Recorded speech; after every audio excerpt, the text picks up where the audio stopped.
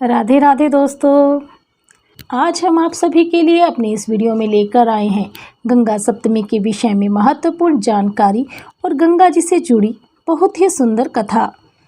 आप सभी को गंगा मैया के अवतरण की बहुत बहुत शुभकामनाएं। गंगा सप्तमी गंगा मैया की पूजा करने का एक बहुत ही शुभ और महत्वपूर्ण दिन है, जिसे हम सभी गंगा जयंती भी कहते हैं।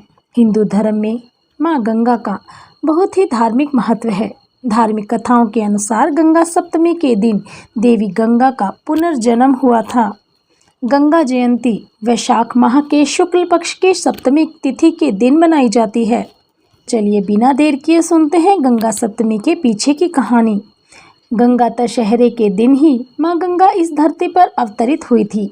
गंगा का प्रवाह इतना तेज था कि गंगा को पाताल में समा जाने या इस धरती पर असंतुलित होने का खतरा था। इस कारण महादेव शिव ने गंगा को अपने बालों में समाहित किया। कुछ समय के बाद महादेव शिव ने गंगा को अपने बालों से मुक्त कर दिया, ताकि गंगा भागीरथ के पूर्वजों को मोक्ष दे सके। गंगा भागीरथ के बताए मार्ग पर चलने लगी। रास्ते में गंगा के प्रचंड वेग से जाहनु ऋषि का आश्रम नष्ट हो गया। इससे ऋषि जाहनु क्रोधित हो गए। उन्होंने पूरा गंगा जल पी लिया। इस घटना के बाद भागीरथ और अन्य देवताओं ने गंगा को मुक्त करने के लिए ऋषि जाहनु से प्रार्थना की, ताकि गंगा इस दुनिया के लोगों का कल्याण कर सके। इस पर जाहनु ऋषि ने अपने कान से बहकर गंगा को मुक्त किया और गंगा अपने पथ पर चलती रही। धार्मिक कथाओं के अनुसार ऋषि जाहनु ने वैशाख शुक्ल पक्ष की सप्तमी तिथि को गंगा को मुक्त किया था। इसी कारण इस दिन को गंगा का पुनर्जन्म कहा जाता है। इसे गंगा जयंती, इसे जाहनु सप्तमी भी कहा जाता है। इस घटना के कारण गंगा का एक नाम ऋषि जाहनु की पुत्री जाह्नवी भी है।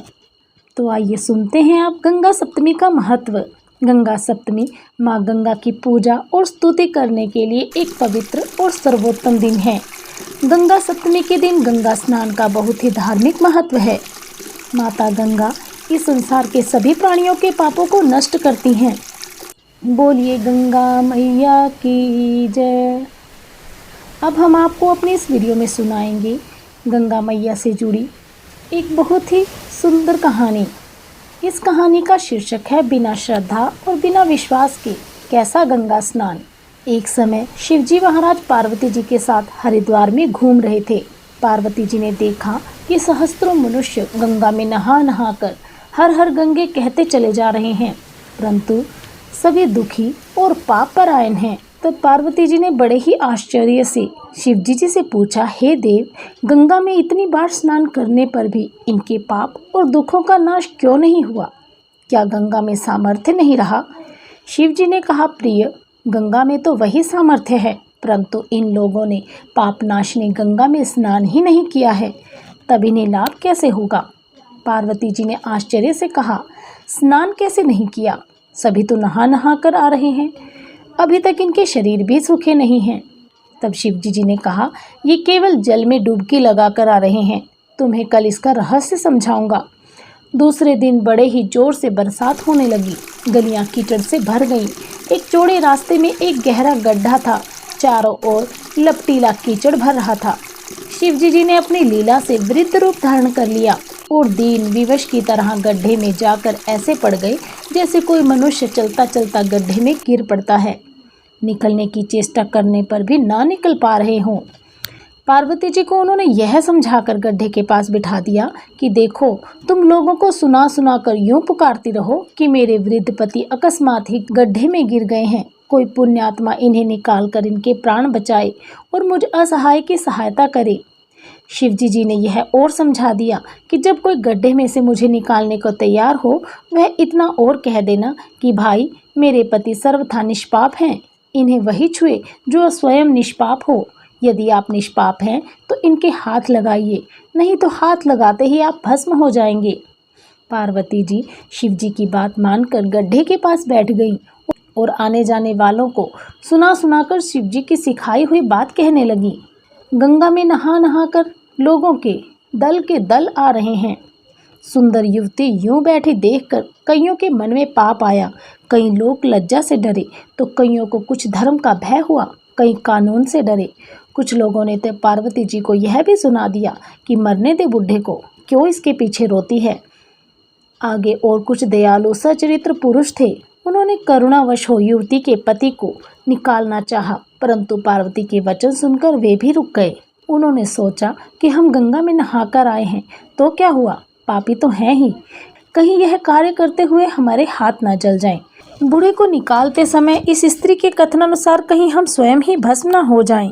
किसी का भी साहस न हुआ। सैकड़ों लोग आए और सैकड़ों ने पूछा और आगे चले गए। संध्या हो चली। शिवजी ने कहा, पार्वती देखा आया कोई सच्चे हृदय से गंगा में नहाने वाला। थोड़ी देर बाद एक जवान हाथ में लोटा लिए हर हर गंगे कहता हुआ निकला। पार्वती जी ने उसे भी वही बात कही। युवक का हृदय करुणा से भर आया। उसने शिवजी को निकालने की तैयारी की। पार्वती जी ने रोककर कहा, भाई यदि तुम सर्वथा निष्पाप नहीं होगे तो मेरे पति को छूते ही जल जाओगे।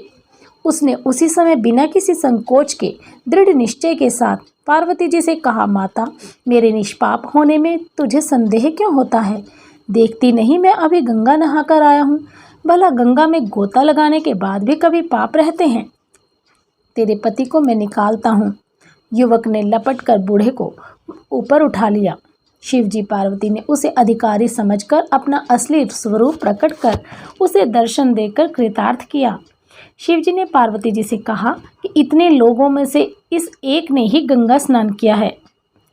इसी के आधार पर जो लोग बिना श्रद्धा और विश्वास के केवल दंभ के लिए गंगा स्नान करते हैं उन्हें वास्तविक फल नहीं मिलता। परंतु इसका यह मतलब नहीं कि गंगा स्नान व्यर्थ जाता है। गंगा स्नान का बहुत पुण्य भी है।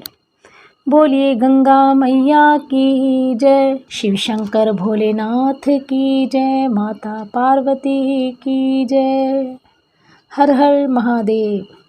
तो दोस्तों, आपको हमारे द्वारा दी गई है जानकारी और यह कथा कैसी लगी हमें कमेंट बॉक्स में कमेंट कर अवश्य बताइएगा। यदि आपको हमारी यह वीडियो पसंद आई हो तो कमेंट बॉक्स में हर हर महादेव अवश्य लिखें। आप सभी का हमसे जुड़े रहने के लिए बहुत बहुत धन्यवाद। और हाँ, यदि आप हमारे चैनल पर नए हैं तो हमारे चैनल को सब्सक्राइब और लाइक करना मत भूलिएगा। बहुत बहुत धन्यवाद।